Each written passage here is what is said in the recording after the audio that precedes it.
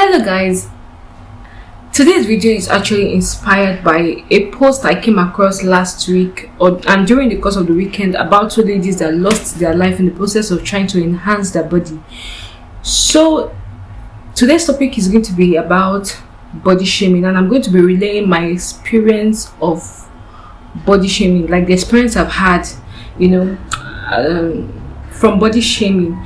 So first of all, I want to say a big welcome to you. If you're coming across this face for the first time, if you're coming across my channel for the first time, you're welcome to my channel. Kindly subscribe to the channel. Do well to turn on your post notification bell so you get notified when I put up new videos subsequently. And to my returning subscribers, you guys are the real G's. Thank you for coming back. Thank you for viewing my video. Thank you for the comments, the likes, and the interaction that always take place after each video. I really do appreciate it. So in today's video, I'm going to be talking about body shaming, like I said, and I'm going to be telling you my personal experience, and as such, this is a story time video. So this dates back to 2006. At the time I was in secondary school, and I noticed I was very much, very reserved as a person. So I decided that, okay, on this particular day, I decided to myself that I was going to go out and play with my friends and just be free. Because I felt I was like very rigid. During break times, I'll be on my own. I would just be in class. I would just, be going through my books or maybe magazines that I brought from the house or novels. So on this particular day, I decided that I was going to break out of my shell and go outside and have a good time with my friends. So I went out on that day and I started playing. I was chasing after my friend. My friend was chasing after me. So in the process of her chasing after me, we're running around a heap of gravel. I fell down, and when I fell down, it was like my head spinned. I kind of felt different. So at that point, they rang the bell for us to go back to the class. As soon as I got back to the class, I started feeling feverish. My temperature rose like from, I think at that point I would be like around 38 degrees Celsius or 39, because my temperature was very high. Like I was feeling it too, but I felt like, oh, I wasn't so hot. But my seat partner mistakenly touched my body and she felt it, and then she screamed. So that drew the attention of the teacher, and the teacher was like, what is it? She said, Joy's body is very hot too. So the teacher told her to take me to the sick bay, which is more like the school clinic. So on getting there, the woman was like, she examined me, the nurse examined me, and she was like, when was the last time you treated typhoid and malaria? And I was like, I can't remember. And she's like, when you get home, tell your mom or your parents to treat you for typhoid and malaria. To cut the story short, I got home. By the time I'd gotten home, the whole thing had increased. I started shivering. I started having a high temperature. Everything was just going south. So one of our neighbors that happened to be a senior registered nurse in one of the big hospitals in Lagos, she examined me, and then she started treatment immediately because she felt like it was becoming very critical as each moment went by. So she decided to start treatment. She started treating me. My mom came back from work. My mom met her. She appreciated her. Everything came down. To cut the story short, because this is not even the main story. To cut the story short, I was admitted in the hospital. After that, my mom, it was like I was getting better. After like 2 weeks, it became like very worse. My mom took me to her office hospital. I was treated there for like 2 weeks. The thing went south again. It was like with each treatment I was becoming worse. So I kept going from one hospital to another hospital to another hospital, like that. It became more critical to the extent that I had to be referred to Agege General Hospital. When I was referred down there, I became unconscious. At that point, I was even unconscious when I was referred there. I was unconscious. I was in coma, and they started treatment immediately. So by the time I got there, I was already gasping for air. They had to place me on life support. They began blood transfusion, drip transfusion, and a whole lot of other things. That was where I went off. I didn't know what happened to me again. I was unconscious for weeks. So eventually one day, I woke up on a morning. I woke up in one Sunday morning, and before I woke up, what happened was that I was in a lonely place and I was crying. And then someone in white came to me, and I started, while I was crying, I was like, I'm tired of all of this. If this is what life is all about, let it end. But if you don't want me to go through this pain, let this end here. I want to be fine. And the person said, okay. The person just touched me, and that was how I felt my spirit jump into my body.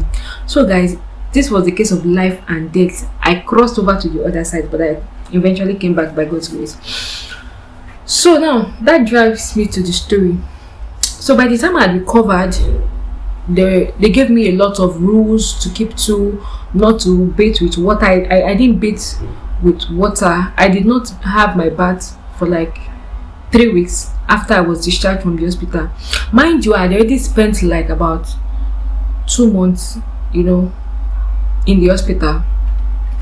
Yeah, roughly almost 3 months, yeah, but I had spent like 2 months in the hospital. So by the time I had even gone back to school, it was towards when we were going to write our exam. So at that time, I was already lean. I had lost so much weight. I was dry, like I was lean. So getting to school, some of my friends, some of my classmates, they were shocked to see me because it was already going round that I already died. Okay, because at that point I was in coma. So people already felt like I'd gone. My siblings didn't even see me for months and all of that, so nobody knew what was happening. So everybody assumed that maybe I died and stuff like that. So when I came back to school, a lot of them were shocked. When they saw me, they were shouting, they were screaming. Everybody came and hugged me and stuff like that. I was trying to recuperate. I was trying to integrate myself into academics. I just insisted that I needed to go back to school because I felt it was going to make me recover so fast. So fast forward to after that time, the next section was a new academic section. The next term was a new academic session, and I had some friends, some female friends in my class that I used to relate with. So one day, as I was relating with them, one of them was like, look at the way you look. You look very skinny. You are so thin, and you look like my grandma. I'm like, it really, I laughed it out, but really the thing struck something in me, and I'm like, why would this girl say this kind of thing? And I was like, I looked at myself, and that was like the mistake. When you're being body shamed and you begin to see faults in yourself, they are beginning to get to you. Subconsciously, you don't know, it's seeping in, it's going in. You may not notice, but later on you would understand. So at that point, I guess the girl understood that struck a chord in me. Another time again, we're having a conversation, and I wanted to say something. This girl brought up this old talk of, you're skinny, you're too thin, look at you, look at veins on your hand. Because honestly, the veins on my arms or on my hand, they were popping. Now for someone that was restricted to certain kind of diet at the time I was recovering, and a lot of I was still on a lot of drugs. So of course I was not looking fresh and healthy like every normal person would look. So she was like, you're too thin, you look like my grandmother, you're aging and stuff like that. So that really made me sad on that day, right? So after that, it ended there. So I noticed that each time I was trying to maybe get her attention on something, or try to do something for her, or trying to get her to do something that she was supposed to do, she would bring that to, should I say, blackmail me emotionally, or make me feel bad or feel less of myself. So I was going with the flow, and people were always laughing at her jokes. I don't know if it was a joke or if it was real, but she kept on. That was the body shame. She kept on body shaming me. So one of those days I got back home and I was crying because I missed my mom. My mom traveled on an official assignment, so I was already missing her, and I brought out the pictures. I was looking at it. I was crying. And then something just struck in my head. So at the time, my mom used to be quite fat. I'm saying fat because she doesn't. My mom does not get offended with that word. I don't know. Some people find it offensive, but she was, on the big side, but she was quite, a fine shape. She had a very fine shape. She was quite big. She was chubby. She wasn't slim, so she was big. And I was like, my mom's shape and this girl and this my classmate that was always telling me that I'm skinny and I look like a grandmom. They have the same body shape. Like I'm telling you, they have the same body shape. She has the same body shape with my mom. So why is she always talking to me like that? At least if someone should look at me, they will know that I'm small, right? And I'm a child and I'm still in secondary school. But she, on the other hand, she looks like someone's mother that has gone back to school. So I was like, okay. So at that point, mentally, it was as if I had it up to a year. The next day, I went back to school. It was during the break time, and I was trying to get to the cafeteria. I saw this girl, and I wanted to tell her something. She was with some guys and some of my friends, some of our friends, because we were a clique, kind of. So she was with them. She was relating with them. They were talking, by the back of the classroom building. They were just standing and they were gisting, and I was like, oh, I wanted to tell you that. She was like, hey, please stop it, you're too skinny, you're too thin, you're lean, you're this, you look like my grandma. And I was like, what is the meaning of all this? Each time I'm trying to tell you something, you keep bringing up this talk. Stop it, I do not like it. And she was like, shut up, grandma. And she was just like laughing, and they were all laughing. At that point, I was so angry. I was like, you see, I look like your grandma, right? At least I'm small. If someone should see me now, they will know that I am a child and I am a student. Your mate already have 4. You are as fat as my mother. My mom already has 4 children. What are you still doing in the same class with me? Everywhere became silent. Like, nobody could say anything at that point. Everybody was like, ah, so Joy can speak. And before I knew it, everywhere burst. They started laughing at this girl. They were laughing at her. They laughed at her seriously that she had to walk away. At that point, I felt so bad because I'm not a tit for tat kind of person. I'm someone that would always tamper justice with mercy, kind of.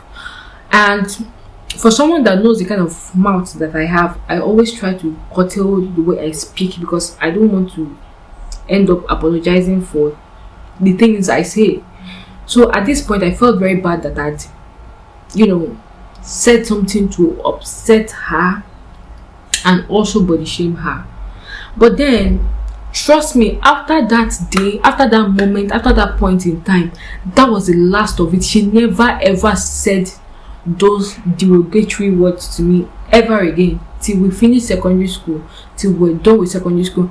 Mind you, this incident happened when I was in junior secondary school. So up until when I finished secondary school, I didn't hear anything of that sort again. Okay, so body shaming is something that eventually settles in, especially if you allow it, go, especially when you allow it trend. When you give them that trend, you give them the opportunity to keep body shaming you. It settles down in, and it begins to cause body insecurities. You begin to look at yourself in some sort of ways. You begin to feel less of yourself. Gently and softly, depression begins to set in. You're not comfortable in your body. You want to modify your body and stuff like that. I've actually come across a little girl. She happens to be my mom's doctor's daughter, and she was going through my phone and she was like, "Oh, auntie." At that time she was 8 years old, by the way. She was like, "Auntie, you're fair and you're beautiful." And I'm like, "You're beautiful too." This girl is actually dark skinned, and if you know me very well, I like dark skinned people. I love people that are dark skinned. And she was like, "Oh, you're so beautiful. Me, I'm not fine. My classmate tells me that I'm not fine because I'm black." And I'm like, "You say? What did you say?" That you're beautiful. Variety is the spice of life. And I was trying to like infiltrate her mind with, positive talk about her body. But this girl eventually said, "When I grow up, I'm going to buy bleaching cream. I'm going to rub cream that will make me fair." I was like, God, this girl's self-esteem has already dropped at 8. What will she do when she grows up? Eventually she will go for some skin modification or sort of like, please. I dealt with it because I knew that at that point in my life I was already struggling with trying to recover from the life and death situation I had already overcome, or that I had already been through. Someone now carrying body shaming to come and add to it. It was going to be a big problem to me. I had to deal with it. If you're being body shamed, you need to let people understand that your body is your business. Anybody that doesn't like what they see about you, let them take a walk. Let them walk away. Okay? Because you are supposed to feel comfortable in your body. Imagine if everybody was slim, how would the world look like? Or imagine if everybody was fat, how would the world look like? It's really not going to make sense. Okay? When anybody body shame you, tell the person to their face that if they don't like what they see, let them walk out. If they don't like you being in the same space as a fat person or whatever they call you, let them just leave. Do not give them that chance to body shame you. Do not give them the chance to make you feel less of yourself. Okay? So guys, that's the end of this video, and that's just what I want to talk about. I hope you've actually learned one or two from this video, and I hope you incorporate it in your daily life. Thank you for stopping by and watching. Till when I come your way, I am Joy Falomo. If you're not subscribed, kindly subscribe to my channel, like, share, and do all the good stuff. Bye.